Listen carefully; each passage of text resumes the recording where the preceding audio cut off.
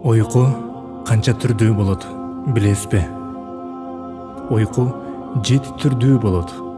Биринчи, кабилетте жүргөндөрдүн ойкусу. Алла Таала жана анын пайгамбары Мухаммад саллаллаху алейхи ва саллям эскерилген жерде уктап калуучу адамдар. Экинчи, бактысыздардын ойкусу. Алар намаз убактысы киргенде намаз окубай уктай берүүчү адамдар. Үчүнчү, каргышка калгандардын ойкусу.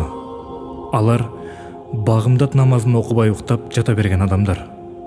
Пайгамбар саллаллаху алейхи ва саллям айткан: ким 3 күн катарынан багымдат намазын окубаса, анда ал кыяматта мунафыктардын, эки жүздүүлөрдүн катарында тирилет.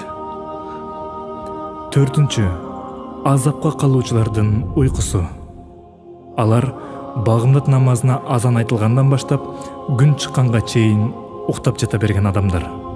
Чындыгында ушул убакта уктаган адамдар азап чегип кыйналышат. Анткени бул убакытта адамдарга ырыскылары таратылып, ырыскыларына береке берилет. Жана да бул учурда дубалар кабыл боло турган кез.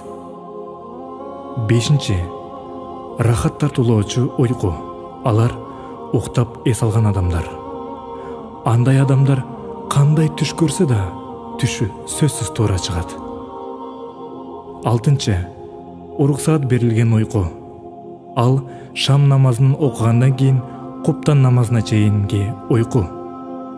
Жетинчи, өкүнүч уйкусу. Ал жума күнүнүн түнүндө уктоо. Анткени ал түндө ибадат менен өткөргөн адам көптөгөн соопторго ээ болот. Уктап өткөргөн адамдар ибадатсыз өткөргөндүгү үчүн кыямат күнү өкүнөт.